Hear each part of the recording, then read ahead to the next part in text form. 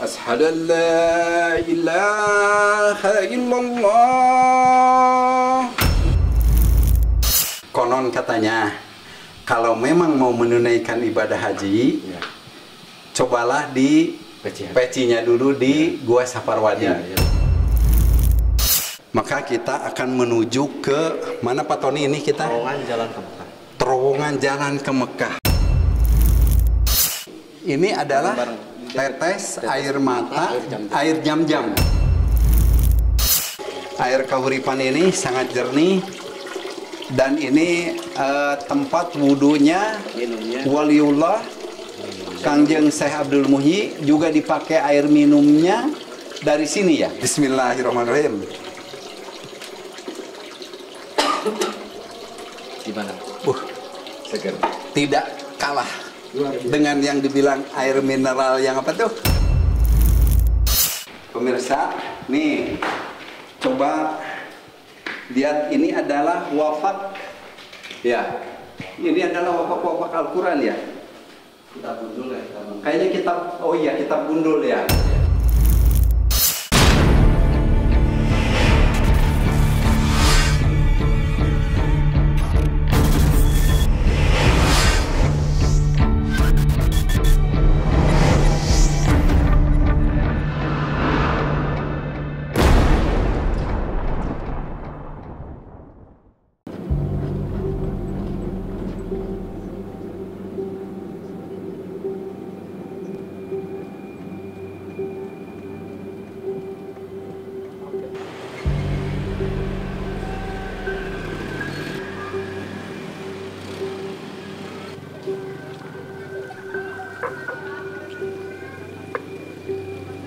Hari ini saya berada di Pamijahan, ya, Pamijahan, Kecamatan Bantar Kalong, Kabupaten Tasikmalaya.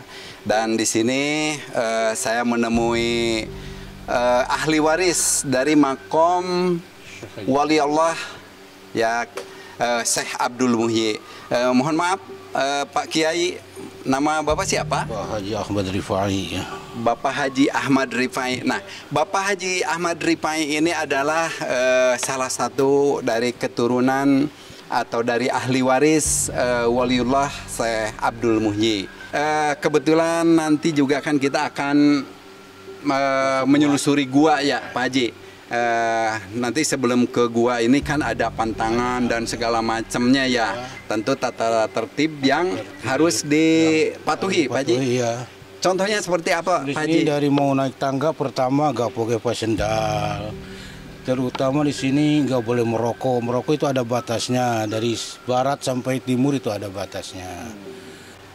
Baik pemirsa, sebelum kita menuju ke Gua Saparwadi dan ada lagi gua yang lainnya, alangkah baiknya kita harus izin dulu, pamit dulu, mohon izin tata krama kita sebelum melangkah ke gua.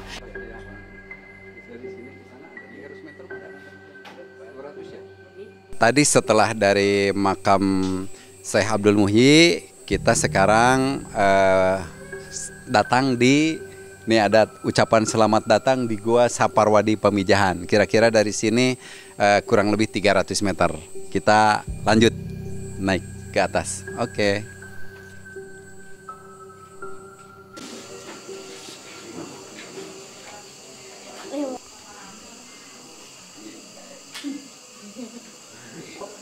Ini gue yang ini. Oke, pemirsa, ini yang saya katakan tadi bahwa inilah Gua Saparwadi, yaitu yang jalan di bawah lembah. Nah, inilah guanya, ya. Nih, lihat Gua Saparwadi. Di luarnya ini kecil ya, di luarnya kecil, panjangnya ini 548 meter. Nah, kalau di luar hanya 2,5 ya untuk lebarnya, 2,5 meter ya Pak RT ya? Oh iya, saya belum ini nih, belum saya perkenalkan. Baik, saya ditemani sama Pak RT nih. Pak RT siapa namanya? Bejo. Bapak? Pak Bejo. Oh, Pak Bejo. Oke, Pak Bejo. Selamat, tolong dampingi saya nanti untuk kita menjelajahi sejarah tentang atau misterinya dari Gua Saparwadi ini ya. Baik, pemirsa, kita menuju ke dalam. Pak, katanya ini ada kalau kita masuk harus apa dulu nih? Apa dulu? Ya? Adzan dulu. Berarti saya harus azan dulu. Oh gitu. Itu kewajiban ya. Iya. Nah, tuh lihat sini. Oke, Lihat sini, berarti nah. pemirsa, saya sebelum masuk harus azan dulu. Karena itu adalah salah satu aturan dan salah satu mungkin untuk keselamatan, keberkahan kita dalam menjalankan aktivitas ke dalam nanti ya pemirsa. Iya. Oke ya, Pak RT. Oke, yuk kita. Lihat sini, Min. Tanda tangan. Auzubillahi minasyaitonirrajim. Bismillahirrahmanirrahim. Ya, udah. Nah, Ya, udah. Bismillahirrahmanirrahim. Allahu akbar, Allahu akbar. Allahu akbar, Allahu akbar. Ashhadu an la ilaha illallah. Ashhadu an la ilaha illallah.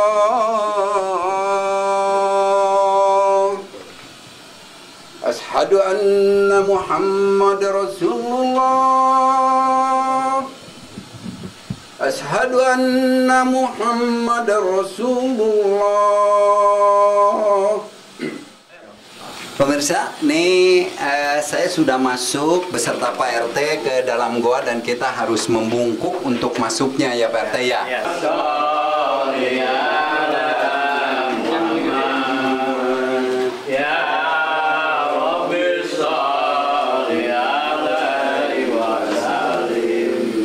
Sekarang saya sudah berada di dalam goa, kurang lebih dari luar itu sekitar 300 meter menuju tempat petapaan ya. Ini adalah yang dibicarakan tempat tapanya Syekh Abdul Muhyi ya dulu gitu waktu ada di dalam goa ini. Jadi memang ini adalah petilasan waliullah bertapa di atau bersemedinya di tempat ini. Kalau memang supaya lebih jelas pemirsa, yuk kita ke atas, kita lihat seperti apa di atasnya ya. Dan nah ini sekarang sudah pakai tangga ya. Tadinya tidak pakai tangga Pak ya. Oh iya. Biar enak jalan. Biar enak jalannya, tidak licin ya. Kalau dulu kan licin. Allahu Akbar ya. Dipermudah lah. Dipermudah. Dan nah ini yang dinamakan lingkungan tempat bertapaan. oh ini sesuai keterangan dari tadi waktu bicara sama juru kunci atau ahli waris dari Bapak adiknya dari kuncen yang pertama berbicara bahwa di dalam ini ada gua petapaannya, ada untuk petapaannya. Ternyata kita masuk ke dalam gini, nah ini ya tempat tapanya, area petapanya di sini. Beliau waktu tapanya ini. Ini ruangan sekitar ukuran. Nah, oke, ruangannya ini agak sedikit panas karena ada lampu mungkin ya. Tapi yang sebetulnya untuk aura ininya sangat enak sekali dan auranya lebih ke penyejuk jiwa gitu ya. Nah, ini luasnya kira-kira mungkin ada 5 meter ya, pemirsa.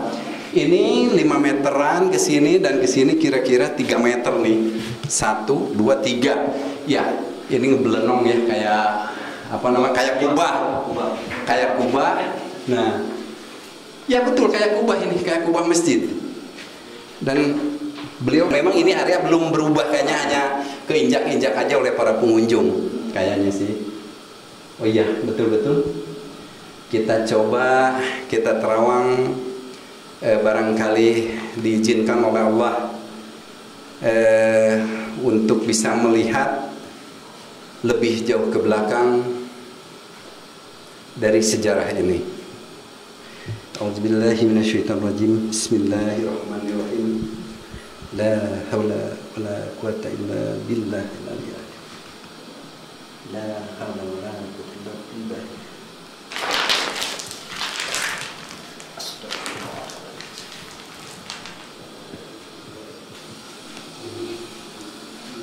Alhamdulillah. Ya, betul. Titik batu ini masih tetap tidak berubah. Dari mulai zaman waliullah batas dari badan, ya. Ini batas dari badan. Dan kalau saya contohkan, beliau untuk barusan duduknya adalah begini, menghadap kiblat, ya, begini. Jadi di sini wirid, ya betul. Ini posisinya persis seperti ini. Itu menurut penerawangan saya, yang kita mencoba untuk sedikit menarik dari aura yang pernah terjadi dalam kondisi masa sekarang. Sudah kita ketahui bahwa inilah tempat petapaannya. Mari kita kembali melanjutkan perjalanan ke tempat lain, ya. Nah, pemirsa, ini yang dinamakan tempat bertapanya dulu para wali. Jadi memang kejadian mistik itu memang pernah saya sendiri yang mengalami. Jadi pengalaman saya pribadi gitu ya. Di sini kan ada banyak fotografer. Nah, ketika saya memotret lokasi ini, ada sedikit penampakan, tapi di kamera itu nggak ada. Tapi pas waktu di print ada sebuah penampakan yang wujudnya kayak putih-putih gitulah. Gitu. Itulah pengalaman pribadi saya di sini. Dulu waktu itu pernah gitu moto langsung gitu? Pernah. Iya. Sosok yang baik lah ya? Baik. Iya, putih. Iya.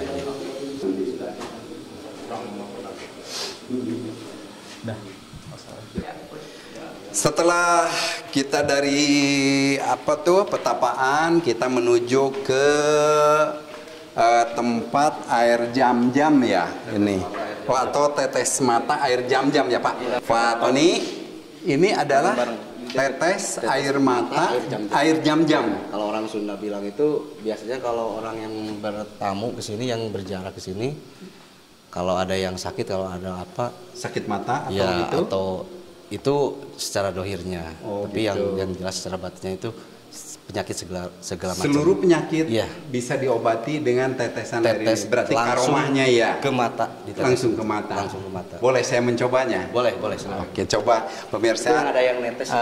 Ini dari tetesan ini, ya. Nah, tetesnya ini yang sebelah sini, ya? Iya.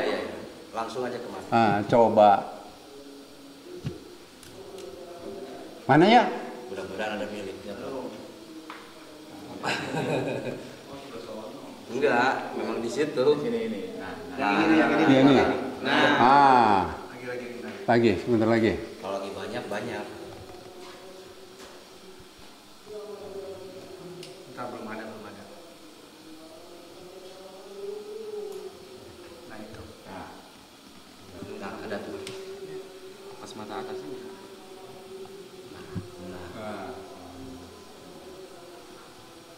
Tapi kayak tetes mata, ya? Iya. Kayak tetes mata apa?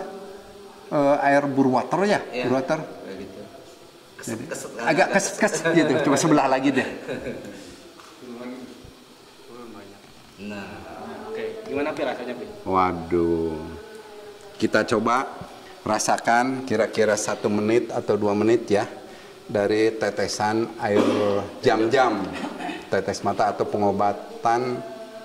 Nah, memang karena tadi saya ngantuk juga barangkali, ya. Ini terasa seger aja, ya, cerah. Saya ngelihat huruf-huruf aja terasanya sangat jelas gitu. Yang tadinya mungkin agak sedikit burem-burem, ya. Itu betul. Ya, ada kerasa ke sini tuh kayak semacam kesat, riak-riak begitu. Lalu nanti ke sini terasa ke dalam itu langsung dingin, ya. iya, dingin benar. Oh ya, begitu, ya, betul. Berarti inilah karomah dari tetes air mata jam-jam yang berada di Gua Saparwadi Pamijahan. Nah, Tetes air jam-jam gitu. namanya tetes air jam-jam, dan kita dari sini bisa lanjut ke air kahuripan, masih banyak yang tersimpan. Nah, saya gini, Maju Pak Tony, saya dengar gitu, ya. Situasi kan peziarah banyak ke sini, ya, betul nggak? Peziarah banyak ke sini. betul nggak? Katanya gitu ya, menurut yang ziarah-ziarah ke sini sering melihat entah itu ada mungkin hewan yang dibawa atau Bapak sebagai penjaga gua inilah ya gitu. Sebagai warga asli sini yang mengetahui peziarah-peziarah yang masuk ke sini. Nah, ada juga yang berjubah putih. Mungkin kalau orang bilang itu adalah sosok waliullah, entah itu benar atau tidaknya cerita-cerita itu, makanya saya coba untuk saya tanyakan ke Bapak sebagai warga di sini dan penjaga atau pembawa peziarah yang masuk. Kalau pengalaman saya dulu pernah ada tamu dari Bandung nyuruh saya masuk bawa lampu gitu ya, biasa sebagai pemandu wisata lah gitu yang ziarah. Dia nanya dulu sama saya, Pak, kalau di sini yang jaga pintunya itu siapa, katanya. Gitu. Saya bilang, ini yang jaga pintu ini Syekh Bula gitu. Terus yang pintu keluarnya itu Syekh Bali. Jadi kan ada Syekh Bula Bali gitu di sini, itu yang jaganya itu. Itu berarti bukan istilahnya apa ya?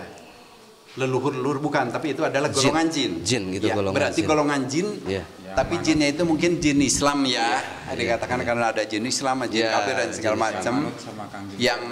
Yang waktu itu manut kepada Syekh Abdul Muhyi atau gitu ya. Jinnya itu Syekh Bula Bali. Syekh Bula Bali. Oke, Syekh Bula Bali. Nah, ya itu ya. Mungkin itu adalah salah satu keagungan Allah bahwa di Gua Saparwadi ini menyimpan misterinya, tapi yang jelas adalah kita sebagai umat manusia tentu kita menghargai, menghormati karena kita tahu bahwa di area ini pun kita tidak akan bisa masuk ke area ini tanpa ada istilahnya petunjuk ya, karena ini pun ada sejarahnya, sejarah waliullah ya, sejarah waliullah, penyebaran agama Islam di daerah Jawa Barat ya gitu.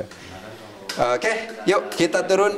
Pemirsa, ini kita sudah sampai di tempat suci ya, ada tempat mensucikan diri tepatnya, dan dikatakan ini adalah air jam-jam. Air kahuripan ya. Oh, tadi air jam-jam yang di sana, ini adalah air kahuripan. Air kahuripan ini sangat jernih, dan ini tempat wudhunya waliullah Kangjeng Syekh Abdul Muhyi, juga dipakai air minumnya dari sini ya. Oh begitu. Air suci ini barangkali untuk tamu-tamu yang mau minum, peziarah yang mau minum atau berwudu dulu di sini sebelum masuk ke masjid. Ini adalah masjid, di atasnya itu Masjid Agungnya Waliullah dulu ya. Oh iya ya, ini keluar ya. Ini rasanya air ini lebih dari air mineral. Lebih dari air mineral, dan konon katanya ini bisa membersihkan atau mensucikan penyakit dari diri kita. Mudah-mudahan Allah ngabulkan ya. Semua penyakit yang ada di diri kita supaya keluar, baik penyakit ria, ujub, takabur dan segala macam di dalam diri kita bisa diobati oleh air kahuripan ini. Oke, kita coba, saya dulu ya, baru saya yang nyoba. Bismillahirrahmanirrahim. Gimana? Segar. Tidak kalah dengan yang dibilang air mineral yang apa tuh? Ya bukan air mineral yang jernih, ya, air mineral yang jernih. Nah di sini terasa memang agak sedikit manis ya. Sejarahnya. Saya tanya Pak Tony ini, sejarahnya air kahuripan ini dipergunakan apa?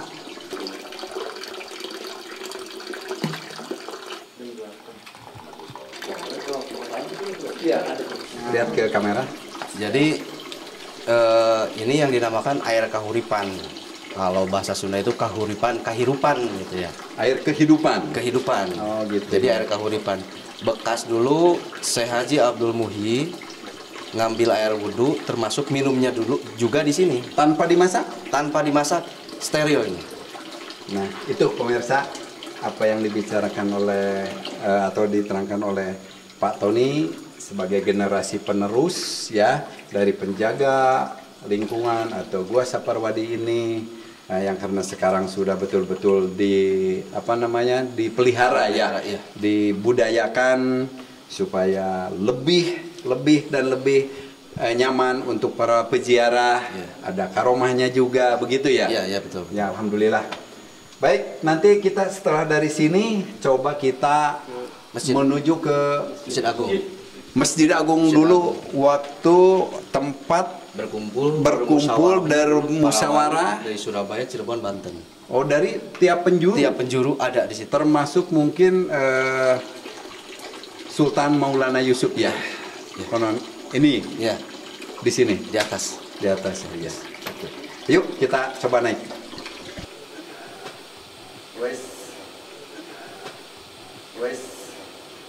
Pak Tony, kita kan berjalan dari air kahuripan tadi ya. Ini ke lokasi Masjid Agung. Masjid Agungnya Para wali para wali dulu. Berkumpul di sini, bermusyawarahnya. bermusyawarah di sini, Jadi sembahyang di sini. ini yang dinamakan lingkungan Masjid Masjid Agung. Agungnya ya. Ya, tempat Indah juga ya. tempat berkumpul, bermusyawarahnya dulu para wali dari Cirebon, Surabaya dan juga Banten. Oh, Nah, itu mimbar. mimbarnya ini. Mimbar tempat azan. Coba. Oh, pemirsa, inilah area Masjid Agungnya Haji Syekh Abdul Muhyi ketika di dalam Gua Saparwadi. Dan inilah yang dikatakan mimbar atau untuk ceramah ketika melaksanakan sholat, melaksanakan musyawarah. Beliau adalah di atas sini. Kalau ini kan Waduh. di atas. Ini kok bisa di bawah? Nah, ini ada yang matahin dulu. Patah ya, berarti ini sudah terpotong. Ya, ada yang matang dulu ini di atas. Oh, begitu. Aduh, sayang ya. Ini kenapa bisa dipatahin ya? Coba nanti saya coba nih, Pak Tony. Boleh? Kita naik yuk, Pak Tony. Di atas ini bisa pegangin dengan aja. Takut sih. Mau nyobain adan boleh di atas. Ajan di sini ya? Tempat adan. Oh, Ajan dulu. Pak Tony aja yang ajan. Bapak aja. Bismillahirrahmanirrahim. Ini, Terus naik. ini. Ya, hadap sini, Pak. Nah, Pemirsa, inilah tempat azannya waktu mau sembahyangnya para waliullah melakukan azan adalah tempatnya adalah ini. Berarti azan di sini, lalu setelah azan melaksanakan sembahyang di bawah, setelah itu mungkin ceramah dan segala macamnya naik ke sini. Mimbarnya adalah ini. Situ. Ya, situ. Oh, ini kata dulunya di atas ini. Oh, mimbar. Jadi ini dulu mimbar segini ya. Kalau dilihat dari itu kira-kira 70 cm berada di atas ini ya. Ya. Berarti begini ya. Sudah ada lah. Sudah ada. Sedada. Ya. Oh, segini ya. Oke. Oh, inilah tempat mimbarnya.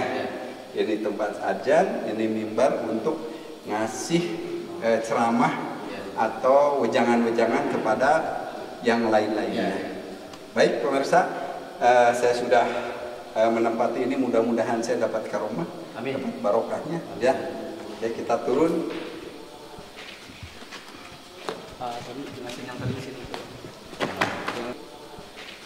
Setelah dari Masjid Agung dan kita sudah merasakan di singgasana duduk berdiri di mimbarnya yang walaupun sudah ada tangan-tangan jahil yang mematahkannya, maka kita akan menuju ke mana Pak Tony ini kita? Terowongan jalan ke Mekah. Terowongan jalan ke Mekah. Oh iya, ini betul.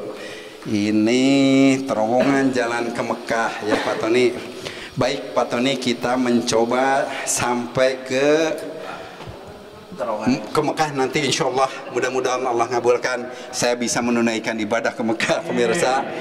Dan inilah yang dikatakan jalan ke Mekah ya. Terowongan jalan ke Mekah. Terowongan jalan ke Mekah. Ini sengaja ditutup karena banyak orang yang ingin mencoba kayaknya Pak Tony. Iya. Betul? Sering. Orang banyak mencoba masuk ke sini ke dalam. Iya. Dan memang ada yang kalau nggak salah nih, Nggak balik lagi. ada yang nggak balik lagi, betul? Balik lagi.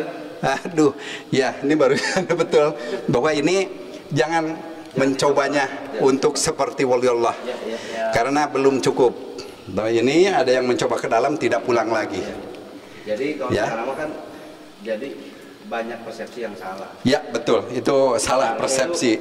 Kalau dulu kan bekas para wali bukan masuk jalan sini kalau mau ke Mekah itu, tapi beliau berdoa dulu. Berdoa di sini baru. Nah, bukan betul. masuk ke sini. Nembus bumi ya. Iya. Nah, ya, Bukan masuk amin. ke sini. Pak Tony, ini kan menurut silsilah atau menurut sejarah bahwa ini adalah jalan ke Mekah dan orang pernah mencoba, ada yang tidak kembali keluar karena coba-coba, makanya kita jangan coba-coba untuk yang hal-hal di luar apa istilahnya kemampuan kita. Betul ya? Apakah memang betul seperti itu? Jadi gini, ini dinamakan terowongan jalan ke Mekah. Jadi bukan jalan kita pengen ke Mekah itu bukan jalan ke sini.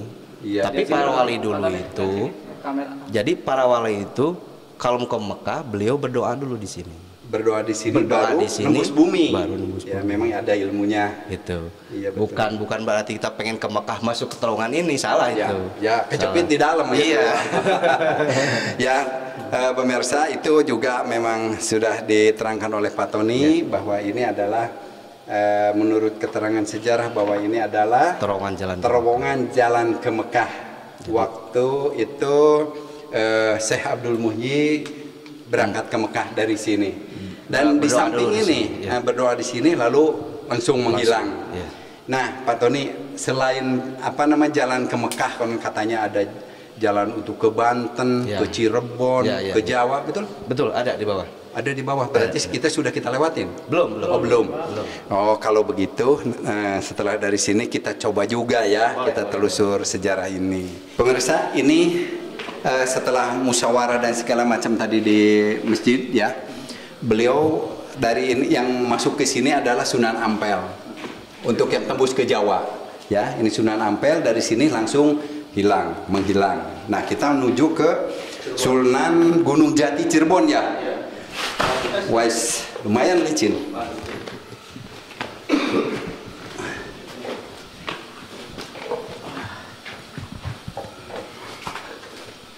Nah, pemirsa, ini adalah waktu Sunan Gunung Jati ke Cirebon dari sini, pemirsa. Ya, ini masuk ke sini, langsung berdoa, langsung menghilang di sini. Ya, ini adalah Sunan Gunung Jati menghilangnya dari sini atau nembus buminya dari sini. Kalau lubang ini ya agak sedikit besar nih, mau masuknya besar dan ini masih bisa jongkok ya atau istilahnya ngerandang. Ya, nih kalau kita bisa masuk, badan masih bisa masuk. Ya, mungkin berdoa di sini lalu masuk nembus bumi. Ini bedanya yang tadi Sunan Ampel kecil masuk nembusnya, kalau ini Sunan Gunung Jati besar. Karena mungkin sesuai dengan keberadaan dari posisi beliau yang badannya memang tinggi besar ya. Ya, yuk kita lanjut. Jati licin.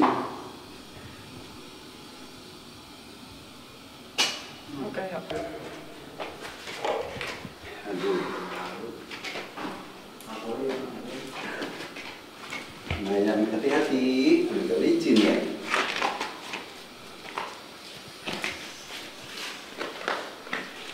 Pemirsa, nih coba lihat, ini adalah wafak ya. Ini adalah wafak Al-Quran ya. Kitab gundul ya. Kayaknya kitab, oh iya kitab gundul ya. Yang tertera di dinding ini adalah tulisan kitab gundul ya. Nih, kalau saya bisa baca sih ya. Dari mana nih awalnya? Banyak yang nggak tahu sebenarnya. Lumayan tahu.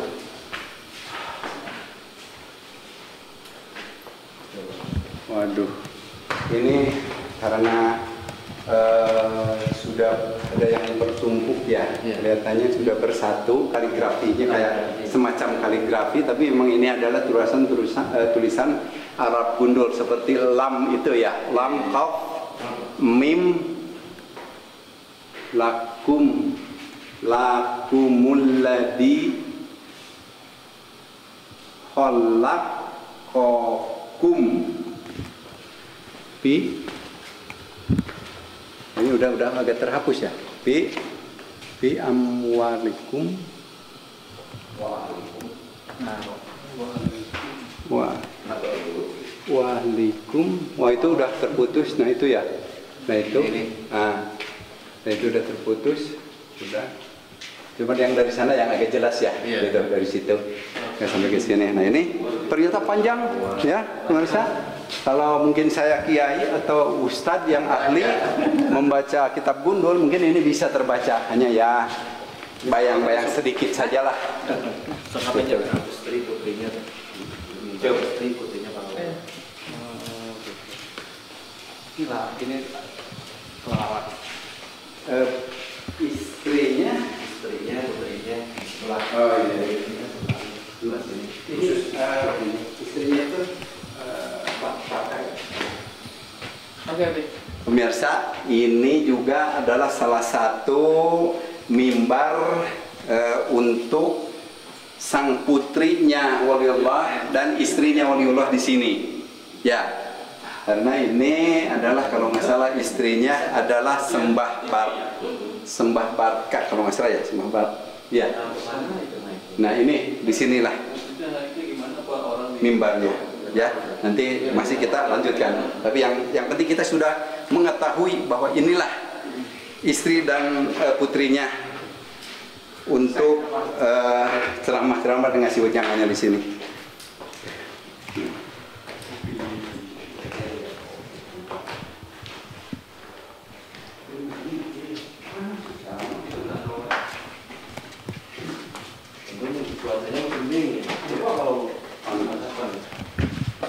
Pemirsa, nih saya sekarang sudah sampai ke tempatnya Peci Haji atau Jabal Peci Haji ya. Nanti kita coba, barangkali ada rezeki kita bisa naik haji, kita coba pecinya dulu baru naik haji ya. Karena mitosnya gimana? Karena gini, saya dengar mitosnya begini, Pak Tony. Konon katanya kalau memang mau menunaikan ibadah haji, cobalah di pecinya dulu di Gua Saparwadi. Betul. Nah, makanya kita ada di Gua Saparwadi ini untuk mencoba juga ya, supaya kita bisa naik haji. Halo pemirsa, jadi sebelum menunaikan ibadah ke tanah suci, menurut sejarah para waliullah dulu yang pernah ada di Saparwadi sini, beliau mau menunaikan ibadah haji, disuruh termasuk anak buah atau santrinya mencoba dulu peci haji yang berada di Saparwadi. Kalau memang itu ada yang pas, maka dia akan terlaksana untuk menjadi haji. Tentunya haji yang mabrur mungkin ya. Gitu pemirsa. Jadi saya juga sangat tertarik ini, ya sangat tertarik untuk mencobanya. Karena memang sudah bukan salah satu orang saja yang mengetahui, yang peziarah-peziarah ke sini ini mencobanya semua Pak. Iya betul. Oh gitu, makanya kita coba aja ya. Iya boleh. Supaya kita bisa. Yuk coba pemirsa, saya coba dulu ya. Ini ada yang Bang, lokasinya agak ini ya, Pia. Aduh, lokasinya agak membungkuk ini ya. Kita harus membungkuk. Coba nanti saya buka dulu udang-udang saya. Saya coba dulu yang ini. Wah, ini agak besar. Maksudnya ini Pak Tony sambil berdiri. Sambil berdiri. Kalau sambil berdiri pas, Insya Allah naik haji. Kalau ini sih sebetulnya ngepas tuh kalau berdiri. Ya, untuk coba. Tuh. Nah, itu ngepas. Nah, kalau ke sini ini jongkok. Tuh, bungkuk. Ke sini juga bungkuk. Nah, ini bungkuk juga. Ke sini ngepas di kepala tapi bungkuk. Ini juga bungkuk. Saya kan harus diem itu. Oh iya iya iya. Berarti kalau di sini Harus pas. oh ini pas berarti ada dua ya. Gimana Kak Tony coba Jadi kasih keterangan gitu biar pemirsa mengetahui dulunya gimana sih sebetulnya nih. jadi kalau dulu itu para muridnya, santrinya dulu kalau mau diberangkatkan ke tanah suci itu harus melalui proses dulu. Prosesnya semacam kayak gini. Dijajal dulu pecinya. Oh gitu. Nah, satu-satu kalau ada yang pas langsung diberangkatkan ke tanah suci. Gitu. Iya. Jadi berarti itu sudah merupakan amanah juga mungkin ya seperti itu ya. Iya.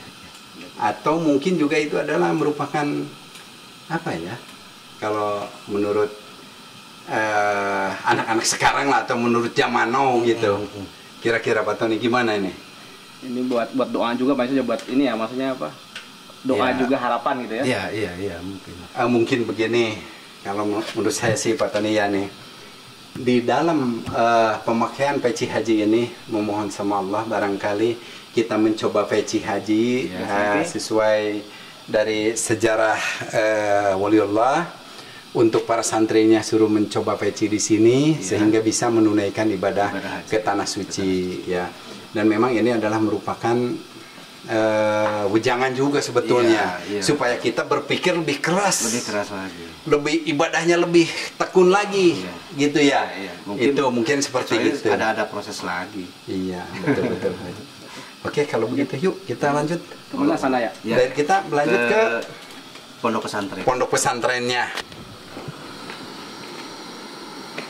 Gandulan apa ini? Apa Bu? Tahu gandulan? Oh, Jadi dulunya bukan batu, dulunya itu kan tanah. Tanahnya segini. Jadi kalau Berarti orang ini Sumatera, diambilin kalau oleh pondok, ini ya, kita ceritakan juga ya. kalau orang Pemirsa, setelah tadi kita mengetahui jalan ke Cirebon, jalan ke Mekah, ya para wali, termasuk ke Jawa. Nah ini yang terakhir adalah menuju ke Banten ya, Pak Tony. Nah ini yang menuju ke Banten, Syekh Maulana Yusuf Mansur, Cikaduan Banten. Beliau nembus buminya adalah dari sini, ya, tembus buminya dari sini, dan ini yang terakhir. Dan ini adalah merupakan pesantren di mana di atas ini nih, tolong di ini. Nah, itu adalah tempat Quran atau kitab-kitabnya. Dulu juga banyak peziarah yang mencoba istilah tangannya itu mengambil atau merogoh ke sela-sela itu. Ada yang mendapatkan Al-Quran kecil atau andarun ya, andarun. Ada juga yang mungkin dapat kitab kuning dan sebagainya. Itu para peziarah dulu. Dan ini sebetulnya tadinya kan yang tinggi, tanahnya ini adalah tinggi karena mungkin sering diambil, sering dirogoh, sering dibawa untuk kepentingan, entah kepentingan apa. Mereka percayai, akhirnya ini ke bawah, longsor. Dan ini hanya tinggal batu-batu aja. Ini dari luar batu ini, untuk ditumpuk ke sini ya. Oh, karena ini rogoh ke bawah. Ini tadinya tinggi. Oh iya, bekas coretan-coretan juga ya. Oh iya betul bahwa. Oke Pak Tony, kita sudah ya sudah dari jalan ke Banten sudah. Yuk kita sekarang mencoba untuk keluar dari dalam gua ini. Kita menuju ke permasalahan atau ke tempat yang lain. Ya, terima kasih Pak Tony. Yuk kita keluar.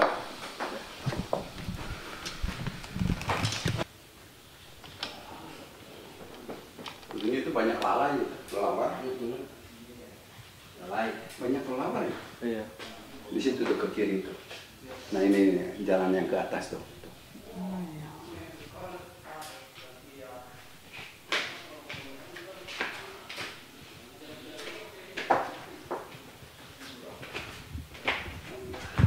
setelah menyelusuri Gua Saparwadi, di dalamnya ada beberapa hal yang tentu kita patut kita syukuri dan kita nanti untuk bisa merawatnya, bahwa ternyata sejarah mengatakan bahwa di Gua Saparwadi ini zamannya waktu itu para waliullah berada di dalam gua banyak mengandung petuah-petuah untuk kita sebagai generasi penerus, untuk bangsa yang akan datang, sehingga tidak melupakan dari sejarah waliullah ini, ya.